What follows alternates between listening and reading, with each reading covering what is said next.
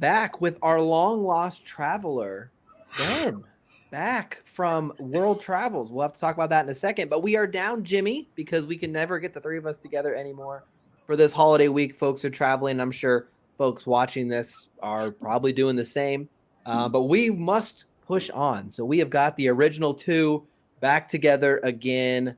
Ben, my man, how are your travels? How was going around the world? How give us some insight into your fun little vacation. Dude, first of all, it's really nice to see you. I feel back home spiritually and in my Star Wars community. Too bad we're missing Jim. I'm pretty sure he is with us spiritually.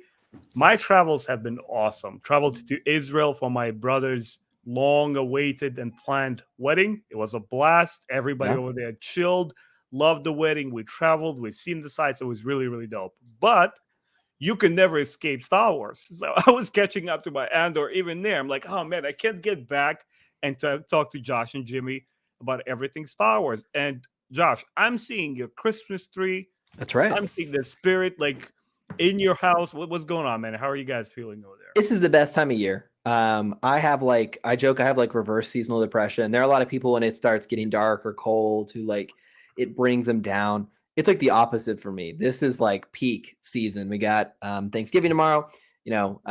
December is just an elite month, and I'm excited, man. It's great. We've just wrapped up a fantastic Star Wars show. We're going to talk about here in a second. Will be spoilers. I will post a warning when we go into spoilers. But before we dive into the meat of this episode, I want to talk a little bit about what we're going to discuss tonight in full because we have a couple different topics to catch up with Ben on. Number one, of course, Andor, not just the finale today, but also take it back a couple episodes. And we don't have to dissect every episode, but just general thoughts about the last 3 or 4 episodes that we haven't had a chance to talk about leading up to the finale. Tales of the Jedi, got to hear Ben. You've heard our thoughts. We have a reaction to every episode out on the channel. So we got to hear Ben's thoughts because I was very curious to hear someone who not only loves Star Wars animation, also loved the original story Tales of the Jedi that this kind of took the title from. So high expectations, I'm sure, were there for Ben. And then I also want to talk a little bit about just some general news, maybe some discussion around changes at Disney leadership. Disney's CEO had some turnover, and so it has some folks wondering what's going to take place with new leadership on the Lucasfilm front. So we have a number of different topics to discuss. We appreciate you guys being here, and feel free to to give us your thoughts throughout the episode. And we appreciate you guys spending your holiday here with us. We hope for those traveling, for those who are going to spend some time with family tomorrow, it is an awesome time for everyone. So before we hop in, we'll give it a couple seconds, at least a couple minutes before we get into the finale. I want to hear, Ben, from you. How were the last several episodes, probably the last 3 or 4 episodes of Andor we haven't had a chance to talk about? The show was absolutely meeting our expectations, blowing us away. Did it keep that momentum, for you? What were some of the high points that you want to just, get off your chest? It's all yours. Tell us about it. So I gotta say, overall, without a shadow of a doubt, this is my favorite Star Wars live action show. Is it perfect? Obviously not.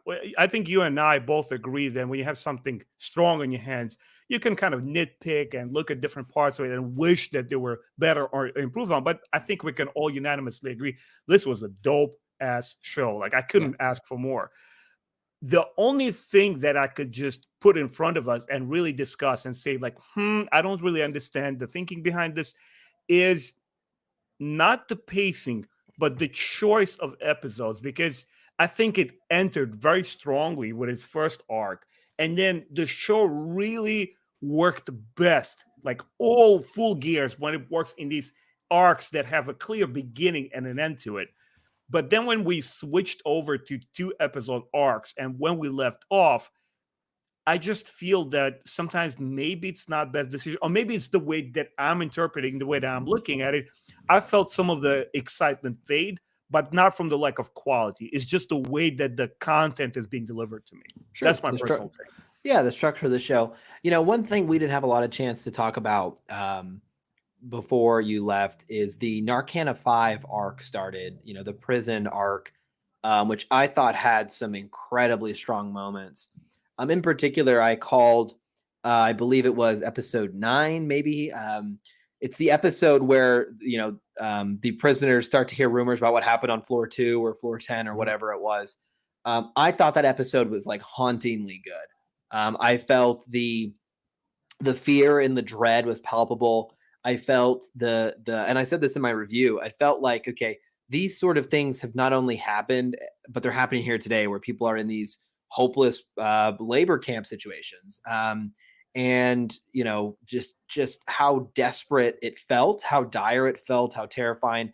Reminded me of maybe watching a World War II documentary where you hear people's accounts of being in those camps, right? And the horror that was there.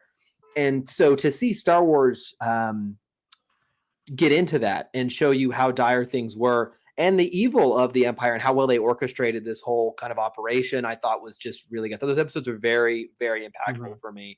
So I really liked an Arcana 5 whole arc. To your point, the arcs were not as tight as they were at the beginning. There were pretty clear 3-episode arcs where you were building towards something and then pay off and then start the next build. One thing that I don't know if I've talked about enough is I thought Andy Serkis's acting was phenomenal. He was so good. When people heard he was in the show, I thought he might be a little cameo, someone in like a bar. And he ended up being a pretty, significant character for this arc. And there's the moment, I'm not sure how you felt about this, Ben, but it was all the rage online where after they finally make their escape and they're, they're seeing the ocean. He's like, hey, I can't swim. And you just don't know what happens to him. And did he just stay on? Did he, what did he do? And it's this way that what I thought the show was demonstrating there in a really impactful way is just the simple fact that a lot of these people who sacrifice or give their life for this freedom don't actually get to experience it themselves. And this is true. And this is what Luthen says in that ending monologue where he's like, I fight for a sunrise I'll never experience, right? Which really happens. When war happens around the world throughout history, a lot of those people are fighting for something they themselves will never get the benefit of. And so I thought that was kind of an example there where, they finally fought and they led and he's going out and he might never actually get to escape. He might have just died there on the left, on the island prison. And so I thought it was a very strong arc as a whole that just had some really cool, and I think unique. I felt it was very unique to Star Wars. You know what I mean? I didn't think we'd seen a story quite like that before. And so I was really pretty pleased with that arc as a whole. It was very, very THX 1138, from, I'm pretty sure you've seen it or glanced at it at least, to see that clear artistic parallel that the showrunners are making and saying, we know where the roots of Star Wars come from. You want George Lucas, here's George Lucas. It's like very Orwellian in a way. And, Andy Serkis, everything that he puts his talents to just shines. And when you see it here, it's on full display. He almost took center stage for me in a way. Like you see, it's Agreed. still an Andor show, but the way that he carries that arc makes you, it reveals and builds this world of this evil empire. And honestly, the ending for me, I received it quite differently from everyone else. Like my younger brother, texted me. He was already back to New York City, and he's like, "Oh, it's such a heartbreaking moment." I didn't see it as heartbreaking. I almost saw it almost like hopeful. And he's like, "You know what? I can't swim, but so be it. Like I accepted my fate, and I chose to fight. And no matter what comes, I'm gonna fight." To me, it was a positive note. I was like, "Yay, go swim, dude. Do your thing." That's cool to hear. I like that. That just shows you how the shows can ring different for folks. And yes, there's an after credit scene of finale. I'll maybe save it for a second before I will put up a spoiler banner for folks who have not watched it. But yeah, there's a nice little nod to that arc at the very end of the show as well. Overall, one scene I didn't get to talk about because we didn't stream last week. I thought Luthen's ship escape, was badass. That was so cool. Like it was, I really loved the way it was shot. So I felt the scale of the ships was really formidable. I love that it was like silent. I don't know. There was it just had really great visuals with like the really deep black of space with this kind of blue, like just the whole way it was framed. I really enjoyed, but I thought the whole like escape itself was just so clever and so cool. The way he had like these little metal beads for the tractor beam to just rip apart which is such a good idea. Like, why are people not doing that more often? It's like such a good idea. It's like, oh, that is like a genius idea. And then he's got his own little lightsabers that he like does a cool little spin. I'm like, that was really cool to see because Luthen to that point, I think Luthen is probably my favorite character in the show. We'll talk about that a little bit in more detail in the finale. I thought it was cool for him to have his like, he'd always been a little behind the scenes, right? Like the schemer, right? Not necessarily the action man that we had seen. And so it was kind of cool to see he could still handle himself. So didn't get to talk about that last week. I loved his ship escape scene. I Did thought you that see was the so cool. meme where they show little Anakin in the Phantom Menace like, "I'll try spinning. I think that's a good trick." And then they switch over to this one, bro. I was That's hilarious. freaking dying, man. I was like, "Oh man, Star Wars fans will never stop comparing." Like, oh, Yeah. dude. I thought that was a really cool scene. And Andor hasn't needed like big action set pieces or anything to carry it. But it was kind of fun to have a cool scene like that. I think the creative team behind Rogue One and then who transitioned to Andor, I thought it's done some really cool things with Star Wars ship battles. I think there were some really cool moments in Rogue One as I well. want to say, like, just before we dive into specific episode or moments, in general, I really, really enjoy how distinctly different the action is treated in the show. It's never here for the flair or for the thrill of it. It is always atrocious, dark, and like you almost don't want to see it because every time it comes, something terrible happens and it's never glorified. And it's just such a departure from what we knew from Star Wars. I mean, if you want your Star Wars to always be the same, but by all means, go rewatch, your favorite trilogy. But here we have something that is truly alongside war films, where it's like, hey, It you is. want to see what war looks like? Here you go. Exactly right. And there are moments throughout the show, and I don't want to get us off on tangents, but we've talked about this throughout, Ben, how it's like a Tom Clancy, it's like a World War II movie, and it's trying to evoke that. I think back to earlier episodes before they did their heist, when they're all like climbing the mountains, and you'll see the TIE fighter do the low passover, and you'll hear like the engine coming, and then they'll all duck and hide. You'll hear the kind of roar go over. That's very much like trench warfare. That's very much the style of people behind enemy lines. It's evoking war movies, evoking war scenarios, and it did that throughout the show. To your point, really effectively. Yeah, man. Before we get into spoilers, because we're about to dive in, I'll just say one thing about Andor and why I love it so much.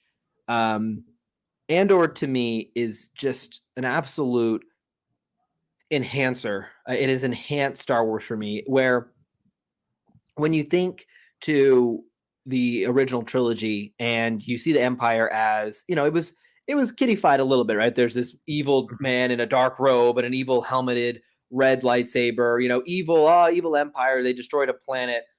I think going this level deeper and seeing what actually this life was like and seeing what these folks were doing and how big a deal the rebellion was and how big a deal it was for people to start this movement. I think it enhances Luke's fight. It enhances the sacrifice. It enhances the fall of Anakin in a lot of ways. Like this is what Anakin led to. This is what Anakin's fall of the galaxy to have to suffer through. And I just think it's such a beautiful part of the Star Wars ecosystem. For me personally, I think it fits in so well. And I can say, as far as live action shows go, this is definitely the best that we've gotten for Star Wars. It's the best. It's the best show on Disney Plus, in my humble opinion. I think it is just the best from start to finish. There's moments of all the other shows, some of the Marvel shows, and there's moments in Kenobi I love. There's moments in Mandalorian I love, and Boba Fett. But as a whole package, this to me is definitely the best thing we got. So that's my thought. If you just wanted to hear our quick thoughts, and I say quick loosely, we're already like 15 minutes in. That's Andor, but we're going to talk about the finale now. And I will go ahead and create, let me create a little banner here so folks who join late will not have. I love how we're sitting spoilers. like in a cabin right now. We're just like, we're ready to fly, dude. That's the thing. When you come to these streams, you're just hanging out with your buddies. We're just making stuff up on the fly here. So we are in the finale talk section. If you see us at the bottom, we are in spoilers. So go watch it and go watch Andor. And I got to tell you what, man, I'm going to recommend Andor to everyone I can because I think a lot of people are going to miss out if they don't check this out. Okay. All that said, we come to the finale. The setup for the finale was basically Cassian's coming back home and we're all coming with him. Everyone from the show was basically like, we're going back to Ferrix and it's all coming back to where it started. And my favorite moment of of the kind of like reunion was Serial and his buddy from the first episode, like just sitting on the shuttle, like we're back, like for like no apparent reason, but like a desperate stalker like attempt to make a name for yourself. I just loved it. It was so cool. And what I thought was a really fun part of the setup is good guys we had seen traditionally, like Luthen and his crew. Were actually kind of bad guys as well in this episode, because they're going to kill Andor. And then we have the Empire who's coming to capture Andor and interrogate him. And then you have, Andor's local community who's trying to save him and honor the death of Marva. So it's this really kind of cool coming together of plot lines. And then Mon Mothma we spent a little time with as a whole. But what did you think about the structure of the episode? It was kind of a reunion, right? It was all of this has been planned to get everyone back here on the planet. Start there. How did you feel about the kind of premise behind the episode? Marva's dead. Let's go back for the funeral. My first reaction was very disoriented. I almost don't want to talk about this episode separately because I felt like it was the beginning of a new arc and they just decided to cut off in the middle of it. And I'm like, hey, dude, where's the rest of those 24 promised episodes? Oh, yeah, right. It's cut down to 12. It is really, really strange to end here because you're just opening up for a new arc. It's like, hey, even like where this episode ends.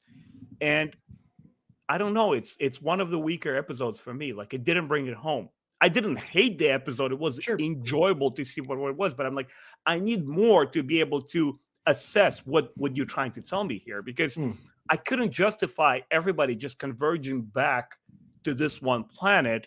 And a lot of the actors and characters that are really, really loved in the show, like Lucian, for example, they just kind of like an extra finger. It's like, I'm just here in the episode, like Mon Mothma is here. And I just didn't feel why the entire galaxy, this argument to be made where people say that, why is the Star Wars galaxy so small? Why does Yeah. everybody know each other? And so we understand it's the way to tell a story that we can relate to. I get it. But I just couldn't reconcile how everyone needed to be on that planet. And after Andor, like, dude, he's not the center of everything. Like, ISB is coming down to get this one bomb. Like, come on, dude, are you serious? Give me more in order to understand it. Yeah. Also, I'll support your thoughts and I'll disagree with you on the other hand. So, before I pass on the word to you, I want to say that my current look at this episode is only in light of not having more because all previous episodes that we got, they led up somewhere. I was patiently waiting for it and it always brought it home. It always gave me satisfaction. I was like, aha, this is where you're telling me. And I'm pretty sure this is the case here. It's just really weird looking at it in this severed state, I think, yeah, understood. And to support kind of your earlier point, I did feel like some characters did not really have a chance to do anything in this episode. Would be the negative for me. Some of the characters just felt like they were there, and Luthen in particular. Now that's to me that was a little okay because Luthen has had a lot of moments, but yeah, it just felt like he was kind of there. To disagree with you a little bit, and again, it's all just about personal preference. To me, it was. I think this is what they've been trying to lay the groundwork for. Is okay. So here are these characters we've been following, and here's why it's important. It's a race for Andor. Like they all want to get him for different reasons. So you have Luthen and his crew who's trying to get him to kill him, to stop the leak, right? They can't, and the show has kind of proven to us, especially in the episodes leading up, that Luthen will do anything. Will do literally anything to keep the secrecy. He's not Saw Gerrera, but he is in his own way just as ruthless and just as cutthroat. And they have an interesting back and forth in an episode prior where Luthen's going to let this whole crew die. And Saw and him are kind of dating the morality behind that, which is fascinating because Saw is typically, in our Star Wars experience, he's like the rebel who goes over the edge, right? He's kind of the rebel going terrorist over. And so it was interesting to see them have to kind of play on that. And so on that hand, we know Luthen will do anything to keep his organization, to keep this momentum going. And so their crew is chasing Andor. The ISB thinks this is the lead to Axis, the whole evil organization in their mind. And so Andor's the key, and we've got to get him. Serial thinks it's his chance at redemption. He's like, if I can get Andor, it's all my fault that we're in the situation. On this very planet is where my whole downfall started. It's where the Empire started to. And so this is my redemption. I have to go back and save my honor. And so I felt, and then for Andor, he had it. So there's the motivation for who can get to Andor first, because they all have a reason where they want to get to him first for their own benefit. And then in Andor's case, it's the regret of, I never should have left. I left Marva, she died, and now I've thrown my whole community. So I have to go back home and fix the mess I made, right? And save my family. And so to me, I kind of felt like that was what they were going for and had been trying to lay out. But agree with your point that I did feel like, just given how it all wrapped up in one episode, that some characters didn't really have time to explore some of their dynamics or their motivations in any more detail. Really enjoyed throughout the show Ferrex's community as a community, where we have, and I'll change the background image now, where they have this very interesting blue collar workmen. Like, we work hard. When you die, we make you into a brick and we put you in the wall. And, you know, we have a morning bell for the whole community. That's a big anvil. And we communicate through, you know, we have songs and chants and things we do. It was a very cool community as a whole, Ferrex. And I thought that was highlighted well in this episode as well. Just a really unique Star Wars planet, I think, for us to see. And that was one thing I really liked about the episode as a whole. It felt like, you know, I'm a big fan of Chris Pratt, and so I wanted to honor, you know, the new casting here. I didn't really think that the blue could look like overalls. Josh, that's what I thought exactly. That entered my thought as we'd like put our cameras live. Like, is there some Mario theme going on there? Oh my goodness! Oh, I am Italian, so it does kind of fit. So, you know, I am Super Mario. Thank you. I would never get and Ben is a little bit Luigi. I mean, he's kind of a. I'll take it. We could do it. We can do it. What did you think about Ferrex, though, as a planet? It's one of the great examples of world building where you slowly position your cast and you slowly learn. You kind of, I enjoy the sort of storytelling that some fans characterize as slow. I sort of like digging in and excavating bit by bit. You kind of make a connection to Andor's earlier life. Remember when he's like on that forsaken planet, there's a bunch of kids. Like, wait, how much of that community are those kids that were perhaps saved and brought over with Andor? What makes them so united? What is it that brings them together? And in a very Star Warsian way, where not everything is just given to you, you just sort of kind of like you move in between the streets and hearing these people talk and how they respond to these situations and how they react to the Empire's presence, and how Marva is that tipping point at the end that gives them that extra boost. I thought it was fascinating. It's, once again, I love that. And I love how stylistically the show is different and its departure from your standard Star Wars. This is where Star Wars is at its best. When you give me a little culture that I didn't know I wanted, you know, and things are not exploding every other second, but you're like, hey, hold on a second. What are these? Like, for example, even this dude here, I forgot his name. The one that carries the brick, that almost serves like in a way that Andor's older brother / a voice of reason.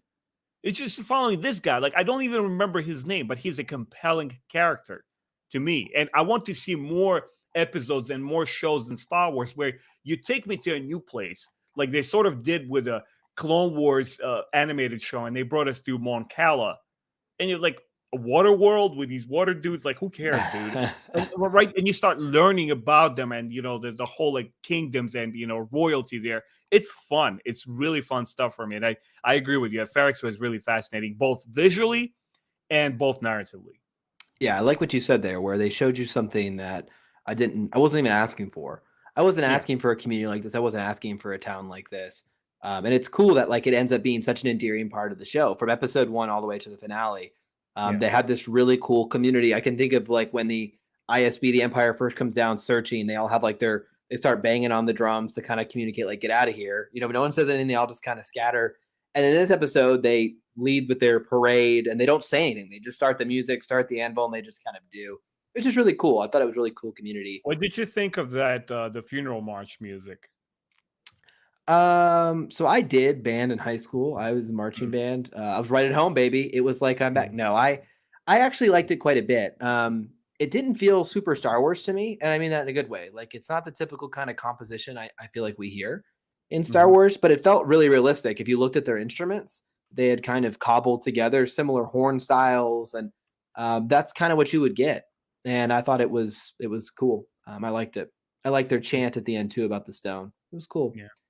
and I just like culturally it was a cool idea too. Kind of like when you die here, like we build you in the wall. Like we're just this community and you're a stone Yeah. of this area we're Almost at. like a Detroit kind of like Yeah. industrial city state of Yeah. mind where like no matter what empire or not, we're just Yep. gonna carry on with our day. And that's like, yeah, very blue collar. It feels very like Mhm. tight knit. And I like that a lot. And of course, anytime we're on Ferrix, this picture doesn't do full justice. The best character in the show is around, and that's B2. I gotta tell you what, man. B2, our lovable droid friend here, man, there were several times during the show that I was legit like so sad for the character. So Yeah. sad, like when he'd get left behind and he was like, please don't leave me. Look at our boy here.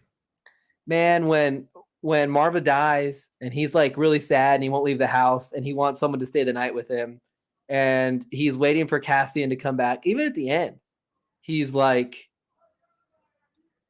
well, you're leaving me again. Like, I just want you to stay with me. And it's so sad, man. It's so sad for just this like little droid. I had such feels for Yeah. B2 when the Empire. I'll tell you what started the war there on the planet. Everything was fine until they pushed over B2. The minute Right. they push over B2, all out war. All right, this is our boy. All right, we will die for B2. He is. This is. I want a solo show, just B2 and Chopper, and like they can, I mean, think about the cool dynamic you'd have there. Chopper, who like, Dynamic duo. yeah, so you got B2 who's like the innocent child and Mhm. Chopper who like murders children. It'd be a really kind of fun dynamic. Directed by Martin Scorsese. Of naturally real cinema. Right? B2 was just the MVP of this. All jokes aside, as I'm making fun, I really did love what they did with this droid and how Mhm. I legit felt so sad for him at certain intervals. Like when he was at his charging station after Marva died, and they're like, "Okay, it's time to go," and he's like, "Can you stay here tonight?" Like it was just man, and it was so sad. I loved B2. What do you think about B2, Ben? Am I being over sappy? I just loved him. I thought he was the No, best. I loved it. You love it. It's so here's the thing. When you and I both started doing our podcast and we discussed Rogue One, and I told you how I found the film intellectually sound and well structured and well written. It didn't have any emotional resonance.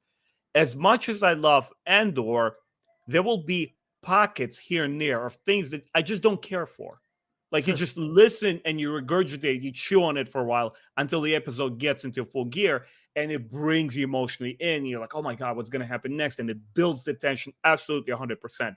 But even in this show, it carries over those directing choices like we see in Rogue One, where certain things are just, I feel like I wish I could skip. And the droid, he's like, to me, was lovable the first time around, but later on, he was just like, there, you're just here for the tears. Get out of my face, dude. I was Oh, cold Russian, like with a yeah. putin face, just looking at him, just like move it out of here. Like I don't That's wanna the East versus West ideology here that yeah, we're yeah, playing out. basically.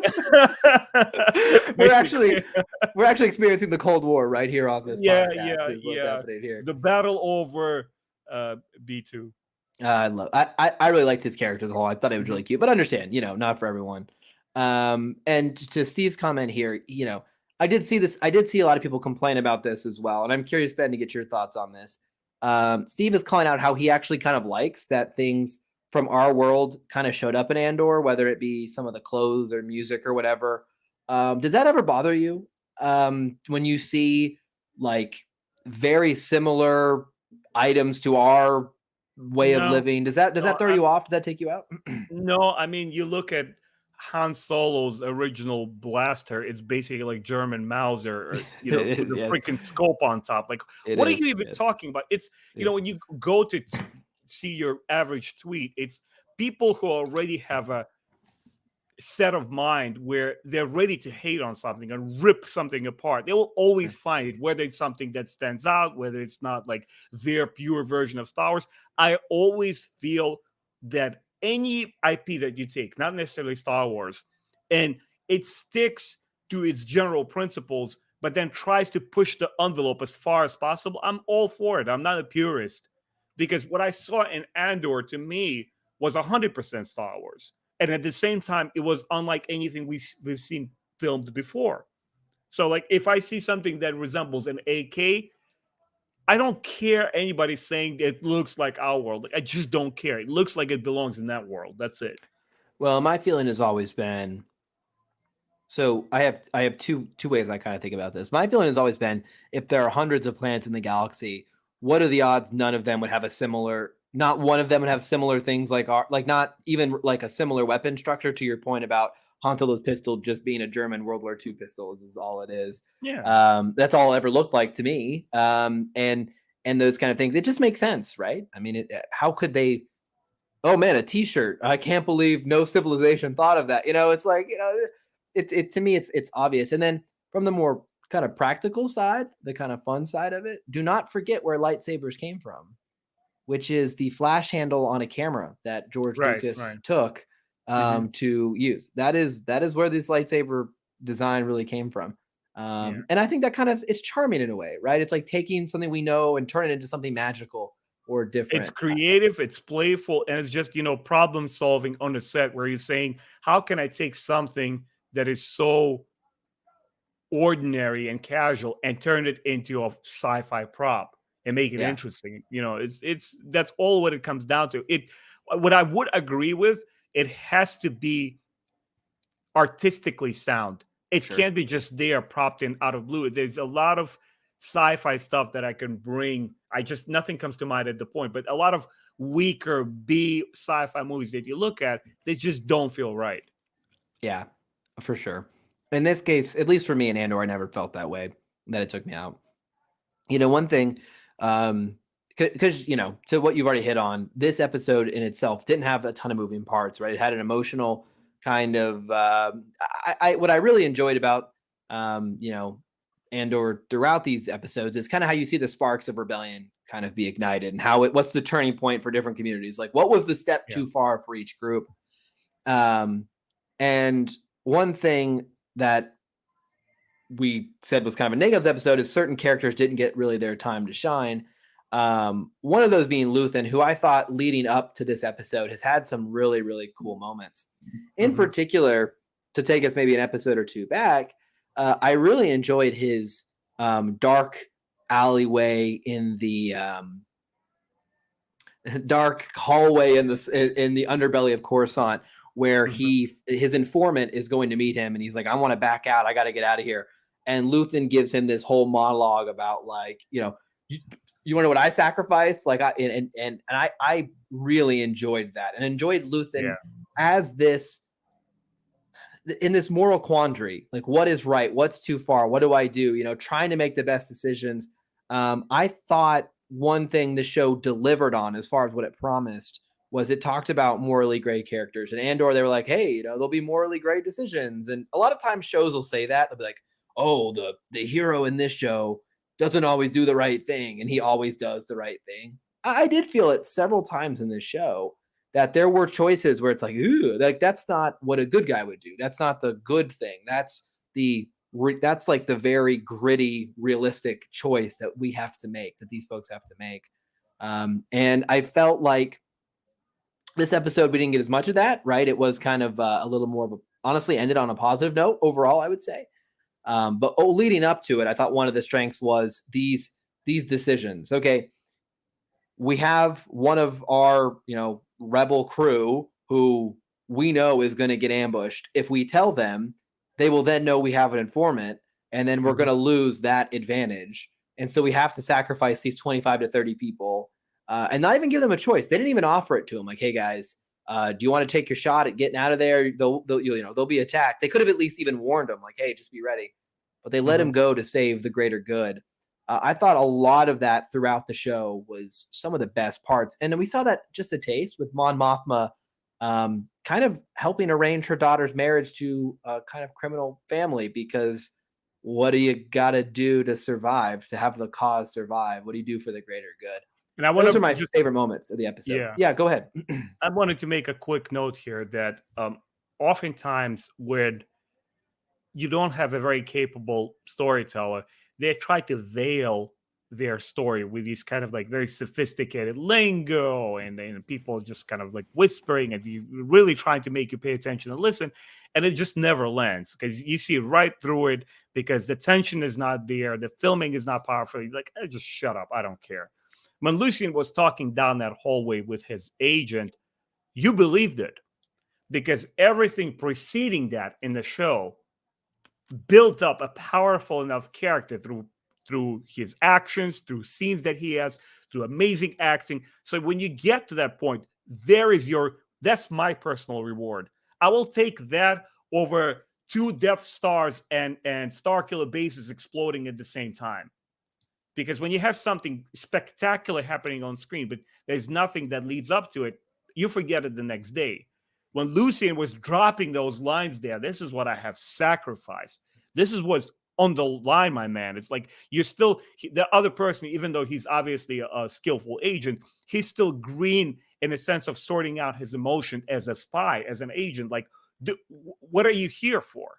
Why did we start this whole thing? There's no coming back out of it. I need people like you. I will take all the heroes that I can take. And I was sitting just listening to this. I'm like, oh man, somebody gets Star Wars. Somebody gets good storytelling first and foremost. And this is once again, I want to return to this episode where I felt like just a tiny bit deflated, where cool stuff was happening, but I would surmise that season finale warrants for high stakes and something dramatic happening there. And unfortunately, nothing happens. No one of importance really dies. Nobody is honestly in real serious peril. Even our ISB chick, which I kind of sort of root for her from her angle, from her side. She's the boss. She Deidre, got yeah. yeah, she got bigger pair than some of the guys in that show. But I didn't feel her being in danger, especially when like the serial shows up there. I sort of want to hit you off on this a little bit and say that he came back not to redeem his past and say I'm there to kind of redeem us. No, he's there for Cooch, man. He's like there. He's there. You saw that sexual tension going on there where he saves her. I'm like, oh, I know what he's here for. He's here for some ISB booty, maybe even he's there in the selfish way to promote himself later on, that we see his further cunning. He's like, hey, maybe I'll like appeal to her as a woman, get into that bed, and honestly promote myself later on. And we'll just see to full extent what kind of a scumbag he really is. Such an enjoyable character, but I just couldn't feel her shaking. She's like, are you here now? It's like, yes, I'm here now. Look at me. Like, I saw this from Kyle earlier. It says, yeah, I'm in the ISB, the Intense Simp Bureau. And that is that's it. Yep, he's there. I love this. Yeah, Imperial Simping Bureau. Man. Yeah, it's great. It's good stuff. But I did enjoy the little tension. I almost wanted a kiss, to be honest with you. I'm one of those few who loved the Reylo kiss at the end of the Rise of Skywalker. Yeah. And if this were to be repeated here, I'm like, he earned it. He was there. So for me, and to highlight what you're saying, I do think, I think the show was phenomenal. I think it was amazing. I think this as an episode was not my favorite episode. I don't think it was the best episode in the show either.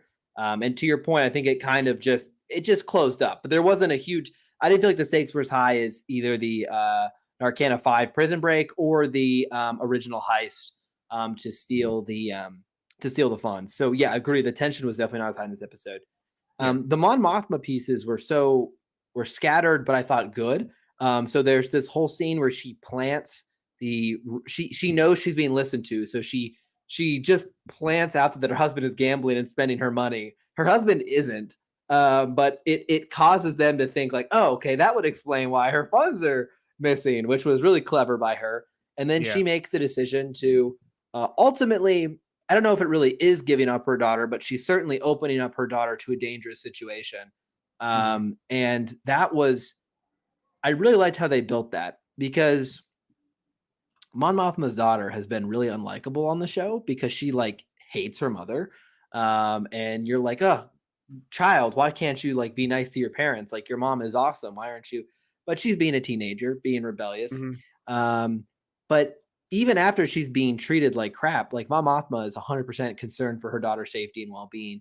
And that was a big deal. That's probably the biggest sacrifice Mom Mothma could make for the cause, which was she's compromising her morals to work with this criminal, and she's also compromising her daughter as part of this arrangement. And so it fit in the theme with me of the show, which is what these folks are sacrificing Yeah. for the cause. Which It again, I almost thought, feels like the Mon Mothma's, maybe not the right way of saying broken family, but yeah, disassociated family. It almost feels like, once again, returning to that 1984, where the government, the state, it permeates every aspect of your life. It's just like the empire in the middle of their families. Like they just have no room to sit yeah, down and rest and be like and be lovey-dovey with each other. She's like, no, I have something to do about this, and I have no time to be just kind to my daughter or just think about herself. We need to do something about this. It's really, really like, what's the word I'm looking for? Oppressive mood, yes, like over Mon yep. Mothma's family. It's really, really Well cool. said. Yes, and I think what's fascinating about the scenes in Coruscant is I don't know if it's just the scale of the city around as well as what's happening on screen, but every time we're in Coruscant, you can feel that oppression. You can feel that tension. Again, very you said 1984. It is very indicative of those kind of feelings. Yeah. I believe. I really enjoyed the show the most when it goes to those dark places.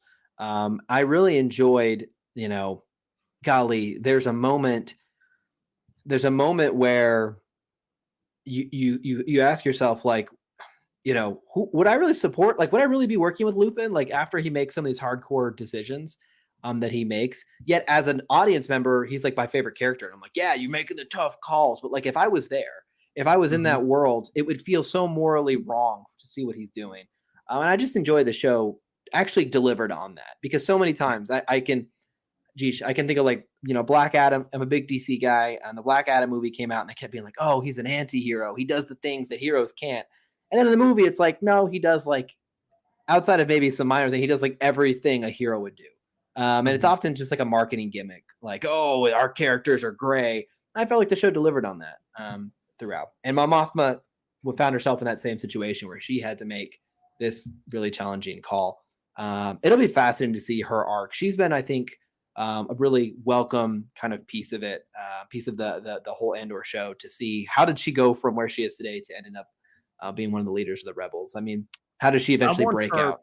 Yeah. I want her world to burn around her, whether Yeah, it's in the form of family or Coruscant connections or being a complete exile.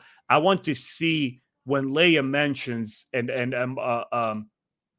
Tarkin mentions in A New Hope that the Emperor has disbanded the Senate. I want to see what leads up to that.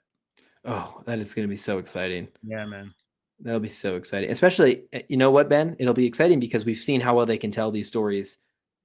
They've proven themselves. You know what I Yeah. mean? Where I now trust them fully to tell these stories in the best way.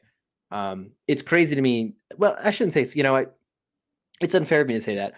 I totally get if Andor isn't for you, or if any of these shows isn't for you. It is all subjective. This has been the show though the most that I have felt like, wow, this feels like really high quality stuff.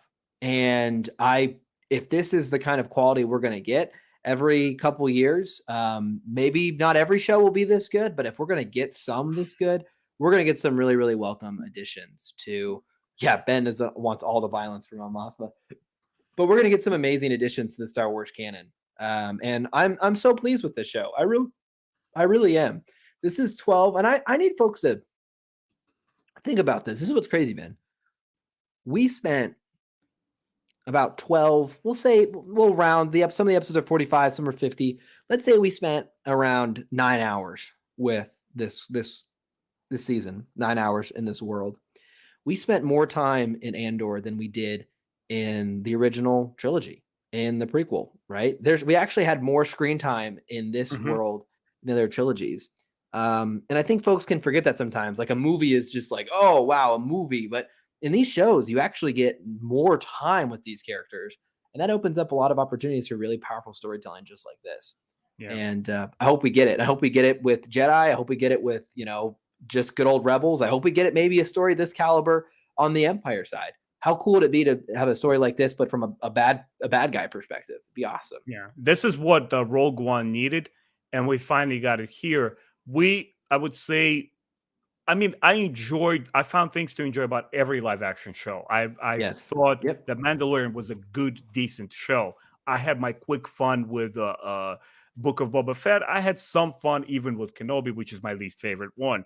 But here, for the first time, we have a show that doesn't try to cater or please Star Wars fans. It is first and foremost concerned with this is the type of story I want to tell. Once again, it's harkening back to the type of filmmaking that we don't get a lot of these days. It's, ooh, what's the latest buzz on Netflix? Oh, what do fans want to see now? It's completely commercialized, completely packaged product given to us. Here, there's a glimmer of hope of a filmmaker saying, ooh, I'm really excited about this period in a galactic civil war.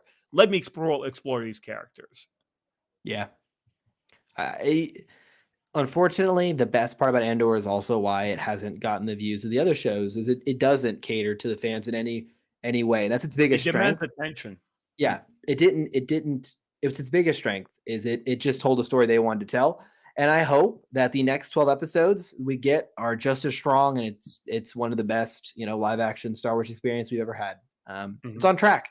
It's on track. This is up there for me. It's fantastic. I really love it. Yeah. And to your point, there are moments of Kenobi I was more hyped than I was in this show. There are moments of Book of Boba Fett or Mandalorian where it's like, whoa, like, whoa, this collective excitement. But none of those shows captured this same emotion, this same kind of weight, and this same kind of tone for me that I felt was so refreshing for a lot of streaming shows. I felt like this was I don't just think of this, and this is something Ben and I debate about.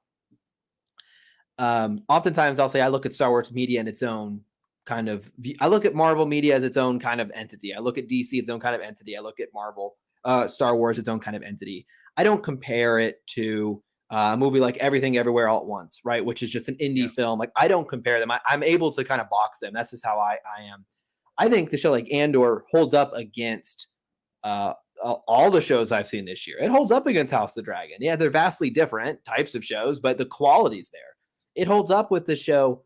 When I watched this show, it's the last thing I'll say on it. When I watched this show, I kept thinking like, this show reminds me of Chernobyl, not just because there were some of the same actors, but that miniseries Chernobyl on HBO. Then I come to find out like half the production team is the same. They worked on both shows. And I'm like, okay, I saw the first couple of episodes. It definitely carries over that tone. Yeah. And I'm like, oh, I see it. So I think Andor holds up well, not just against other Star Wars shows or other sci-fi like The Expanse. I think it holds up well against any offering I've seen this year. And that's awesome. It's awesome. Star Wars up there with one of the best shows of the year for sure. Yeah.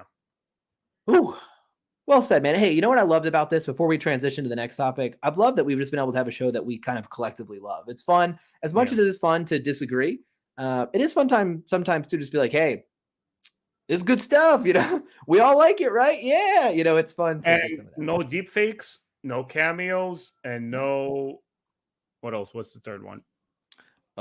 Cameos. Let's see. Fan service. Fan service. Yeah. Just. Yeah. No Krennic cameo. No Vader. Yeah. No. I'm sure we will get. I think we should probably see the Emperor once if he disbands the Senate. I think we should see him for that. But it would have been so easy to do something like that in the first season and get it trending on Twitter. Oh, Darth Vader, Exactly. And hey, I won't complain if he shows up in a good way. But they didn't. They stuck to the story they wanted to tell. And so good for them. Good for the creatives behind Andor. Cannot wait for the next season. But the next show on the horizon is Bad Batch Season 2, which, if you know anything about Ben and myself, big Star Wars animation fans. And while Ben was away, we had Tales of the Jedi come out. And I did not get to hear Ben's thought. I've yet to hear him say anything about the show. I have no idea how he felt. You guys know how I feel, so I will shut up and just respond to Ben. Ben, 6 episodes, Tales of the Jedi. what was your verdict, man? How did you feel about the show? First of all, the very bittersweet road, that little logo reveal, you and Jimmy kind of like pestering man. Hey Ben, do you think it's gonna be the Legends one or something different? Hey Ben, I'm like, guys, can we just patiently wait together in the Buddhist monk kind of way and not get too hyped? But I did get hyped. I just couldn't help it. Like the classic logo is playing there, and when they announced it's going to be more of the Clone Wars, I sort of kind of put it on the back burner. I'm like, screw you guys. I'm mad right now. I'm pissed. We'll just wait for the show. When it did arrive, I also saw the whole thing when I was traveling. I saw it in Israel. It was left alone by myself. I got in that meditative state, the way I like to watch my Star Wars. Dude, it blew me away.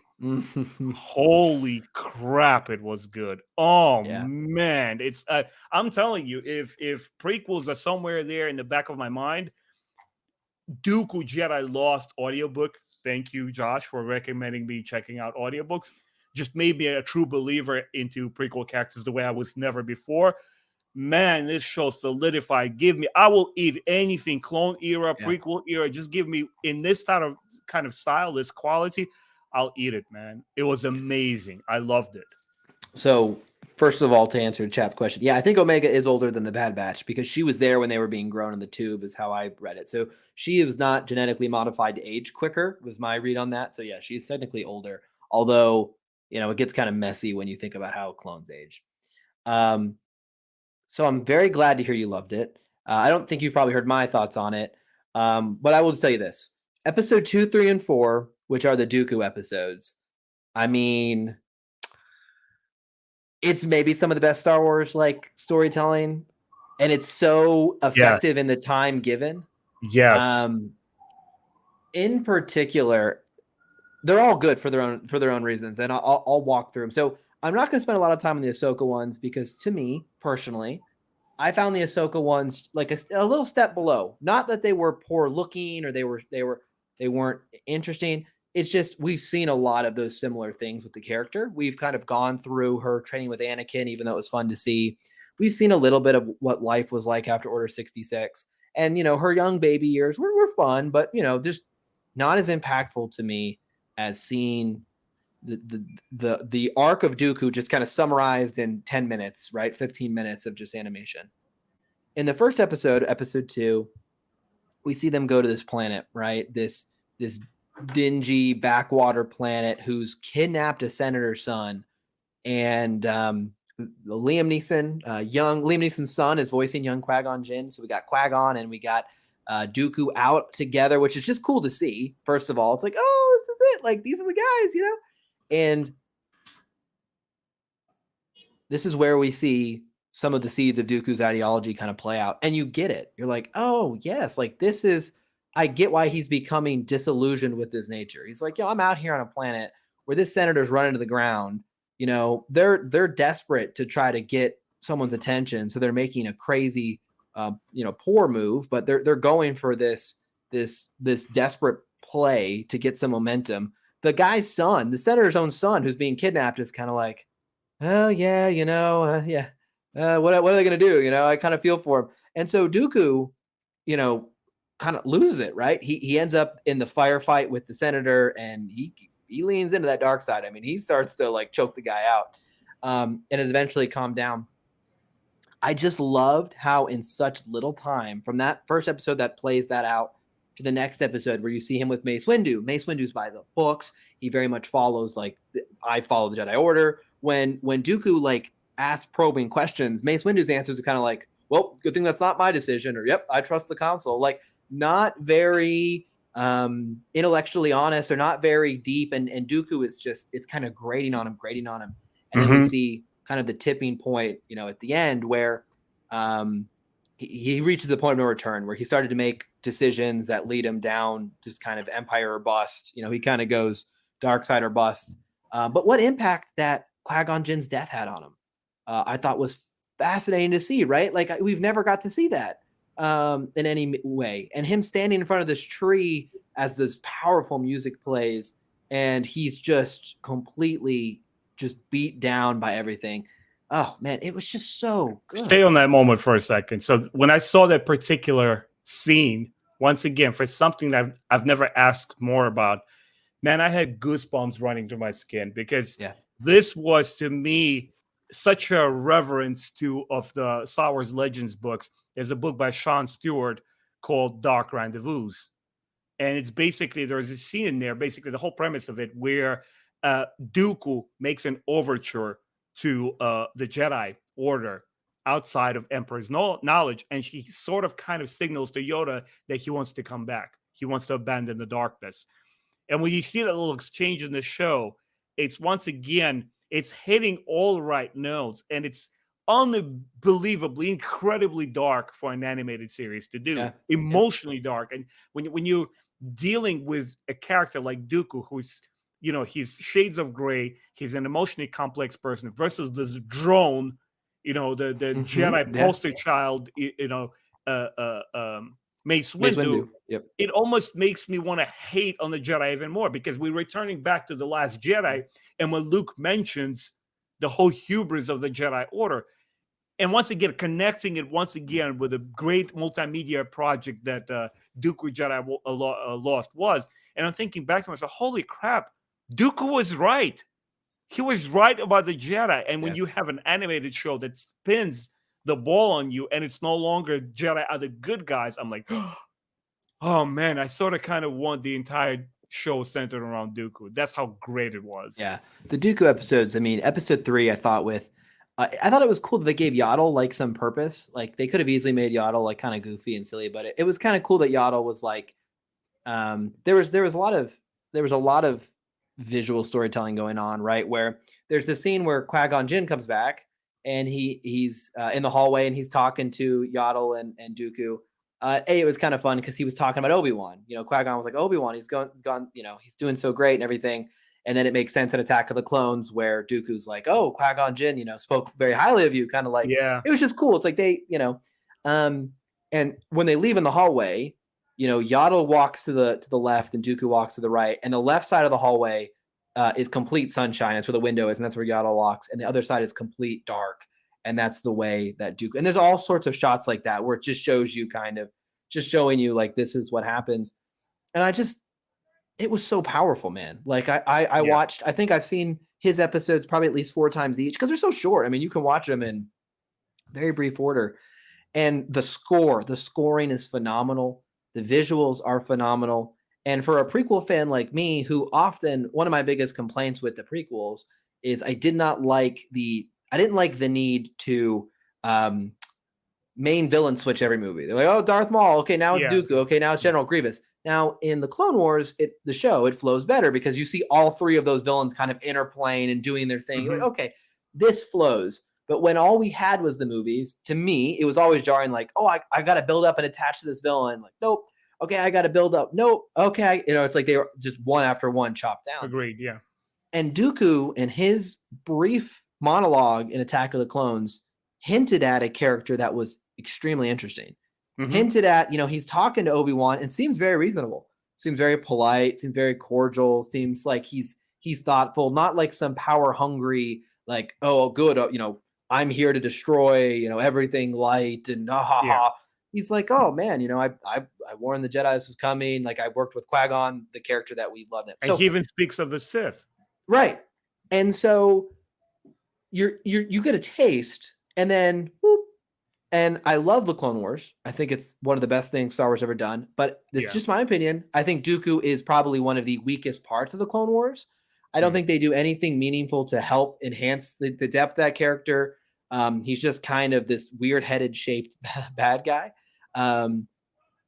This finally felt like he had his moment. It finally, outside of the books, right? I totally agree. But this finally felt like he had his story told. And what was a very, very, what's incredible about it is in about 15, 20 minutes, they showed you a fall of the Jedi in just such a powerful way. And his fall to the dark side is different than Anakin's. It's totally different. It's not it's someone like a transition.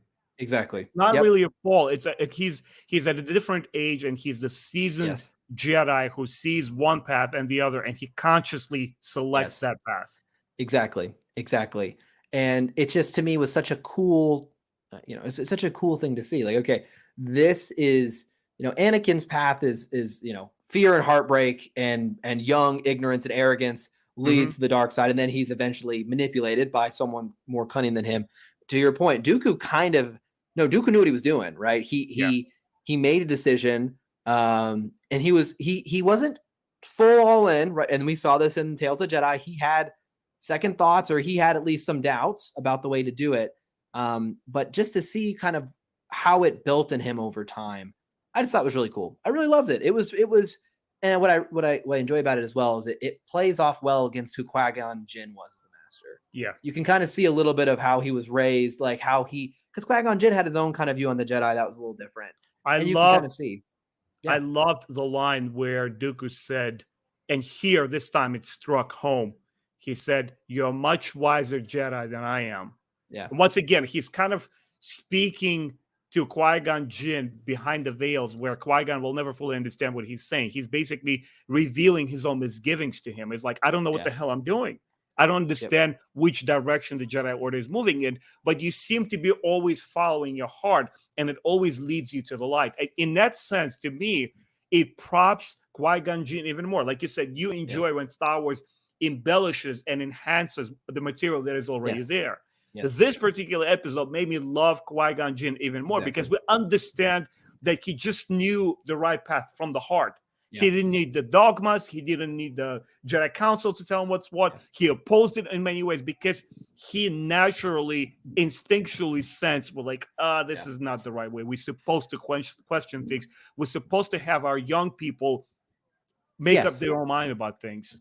and it was what I liked about it as well is Dooku actually seemed like a pretty good master in a way. Like in a way, not like he seemed open and like he would accept that Yeah. Qui-Gon was questioning like that. In fact, he was questioning others who weren't questioning in the episode with Mace Windu, he's like challenging Mace Windu throughout the episode, kind of like, hey, like why, like Mace Windu at first, like, hey, why are we like we're getting in, getting out, get the body, let's go home. Like that's what we were told to do. That's what we're gonna do.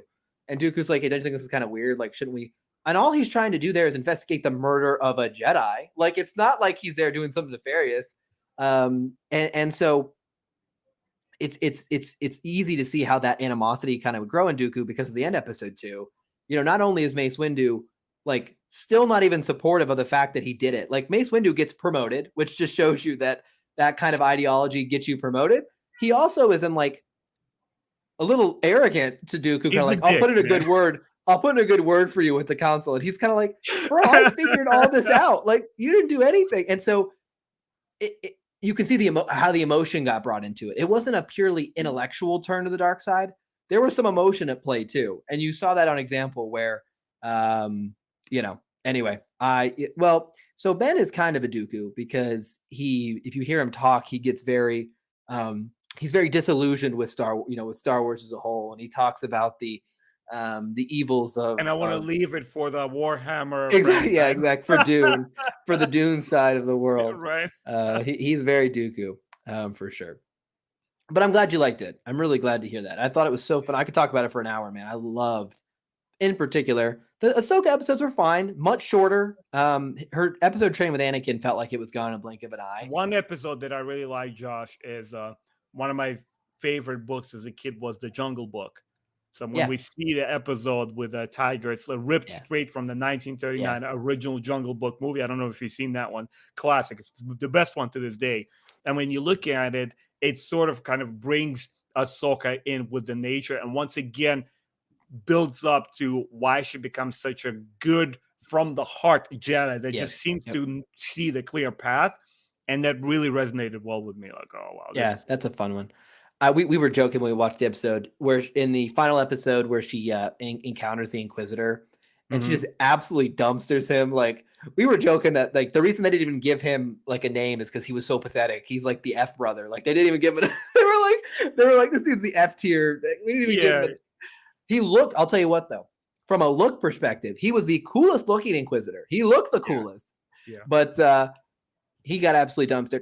And it was just so funny because, we've talked about this before. Inquisitors are not Jedi. They're not even close to the power level. We saw, for example, in Kenobi, how it takes multiple to even hunt down Obi-Wan out of practice. And if Vader felt like it, he would just easily dismantle all of them. Yeah. there is a gap. They are not just evil Jedi. They're a tier below. Yeah. And so I was okay with it. It was kind of, and again, it played in well. It was like Ahsoka has grown. She was mature. She was calm in the face of an attack and just easily outmaneuvered him. Similar to what she did to Darth Maul in the last episode of the Clone Wars, where he gets over aggressive when they're up on the Hmm. tower and she causes them to slip. It's Hmm. the Jedi way, right? But not Yeah. really, because she's not a Jedi. Loved it. Loved Tales of the Jedi. I would love to see them do this with other characters. Like I said after it, and I want your opinion here, Ben. I said after it, I want one with Kylo. I want a 3-episode Kylo arc of him growing up. And so we see a little bit of what kind of caused him to be seduced away from the dark side. I think that would be a cool one. What character would you want to see them do something like this? A little 3-4 episode mini arc. I'm in the camp where I don't want to see anything about sequel characters ever again. Again, you know Even my though you like feelings them on better the. than me. No, you know my feelings on sequel trilogy. Yes. I enjoy it. Like I Yes. enjoy watching those films. I'm just not compelled to explore them further. I think this already set a good precedent for perhaps returning. This would be an effective way to revisit Clone Wars without doing Clone Wars. You could focus on a character, you could focus on a planet, you could Yep. focus on conflicts surrounding it. And I would be more interested to see, honestly, prequel like characters. Bring Quinlan Voss back. He's one of fan Yeah. favorites. He's Yep. absolutely my fan favorite. I would say in the Star Wars Legends expanded universe, as far as clone era is concerned, he's my favorite character. He's fantastic. And You know, when you're dealing with somebody who doesn't have small stories, big stories, then you could pursue this format. Do like a 15 episode, 15 minutes of story arcs, and just move on to someone else. yeah. You know what? When I saw a lot of recommendations for in my chat, Barra Sophie, and I thought that would be a cool one Yeah. because she fell away as well. She was disillusioned, and it'd be kind of cool because this show has kind of set the precedent for it's. Who did we follow? Ahsoka and Dooku, 2 Jedi who left the Order. Those are 2 people who did not stay in the Order. So they've kind of set the show. So the title of the show is kind of humorous because it's called Tales of the Jedi, but it follows 2 Jedi who leave the Order and become disillusioned. So if they kept that kind of trend, like we follow Jedi who questioned the ideology of the systems, and this is what they did, I think it'd be kind of cool. Asajj, Quinlan Voss. It's Yeah. very interesting ways to play with it. Oh yeah. You could do a lot with it. Legends, bring those legends, Yeah. Tales of the Jedi. For God's sake, please. It's not that hard. Absolutely, 100%. that. It's a great format too because you don't have to commit to anything big. You could do really cool little stories, and if they're this quality, we'll be happy about it, man. Yeah. Oh well, Ben, we missed you, man. It's good to have you back. Likewise, yeah. I love to talk about this stuff. We've had a good year. To finish the year out, we had Tales of the Jedi and Andor, which were both phenomenal. And I have a sneaking suspicion that we're gonna have a good time with Bad Batch because season 1 was so darn good. I have high expectations for this as well. Let me open it up to you, Ben, as we're kind of coming to the end here. Anything you came back? You were gone from Star Wars for a while. Anything you've come back, you started reading or diving into? Anything you want to call out for us or chat this evening? No, to be honest with you guys, like at first I felt bad that I'm not keeping up with the channel. It's like it's not that I'm slowing down. Sometimes you just got to take that break. Spending 3 weeks away from Star Wars, it's kind of healthy. It's good. It gives you perspective. It makes you realize what you're looking forward to. And it was such a cool treat when you're not expecting anything out of Tales of the Jedi. Or the finale of the Andor. I wasn't hyping myself up to building up to something that will never meet my expectations. It's nice in a way to sit back sometimes and just have things coming at you and you say, okay, let me check it out. Oh, Andor, season finale. Let me see what it's all about. I mean, I'm stocking up on my, High Republic books. I'm just trying not to sweat and enjoy my Star Wars in small bits for a while. I asked you before the stream, but I'll ask you again, and we'll get some insight from Chad as well. Lucasfilm property Willow returns to Disney Plus. A new series coming out in just a week or so. You have watched the original. Tell us about Willow. It's been a long time, I assume. Did you like it growing up?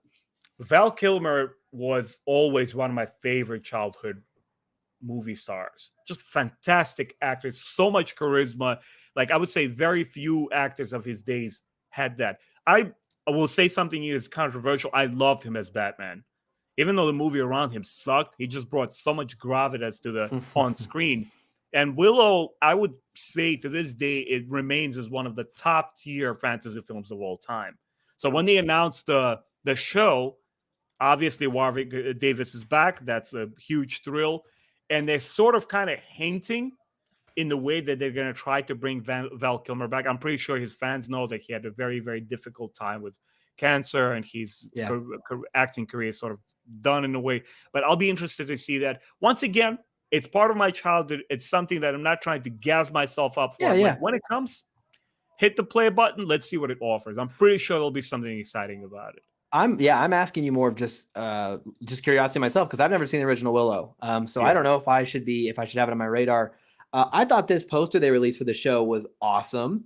It's very like retro, right? It's very retro in all the best ways. And so seeing posters like this, I'm like, ooh, like it doesn't mean anything about the quality of the show, but I love the fact that it's almost like He-Man up here with Skeletor rocking up in the top. Yeah. But I hope it's good. I mean, I would love. Hey, Lucasfilm has Indiana Jones. They got Willow. They got Star Wars. I mean, I'd love to see them get wins on those fronts as well. And again, if the brand does well, hopefully good content rises up with that. As the brand grows, hopefully good content comes. Look, as fans, we are living in a golden age. There's so much great stuff to check out. Yeah, it's true. We're blessed. I'm great. We're blessed, man. We should be grateful. One thing I think, Ben, we might have to do something on. I don't know if Jimmy will want to because he's not a fan, but Avatar 2 comes out in less than a month now. And you and I might have to talk about that on stream or make a video together. Oh, yeah. Because we are big Avatar. And when they re-released Avatar last month in IMAX, I went and saw it again just to kind of like reconfirm, and it's still great. The visuals are still. I have my Blu-ray that I have. I rewatch it yearly with my Star Wars marathon. I love that movie. Very immersive, great world building. I'm very excited for the second one. So we'll talk about that in December as well. Speaking of good content, because we got it, man. Well, thank you guys for being here. Appreciate everyone in chat for showing up early. Hey, have a happy holiday season. Have a great Thanksgiving tomorrow if you're in the States and you celebrate that, or wherever you are if you celebrate something like that. Spend time with family. Hopefully not too much work. I know Black Friday is a big sale day, so hopefully folks aren't getting run over in the retail stores. It's a great time of year. It's a lot of fun. Go spend time with family. If you're able to, it's a great time. Ben just was able to do that and travel, and it's good. So we appreciate you guys spending time with us. We look forward to more throughout the rest of the year, and then kicking it off with Bad Batch in the new year. So yeah, Josh, thanks for having me. I had tons of fun reconnecting. Thanks for everybody in the room. We're missing Jimmy. I'm pretty sure we're gonna get him back soon. Right. We're gonna have tons to talk about. Thanks so much, guys. See y'all again very soon. Take care.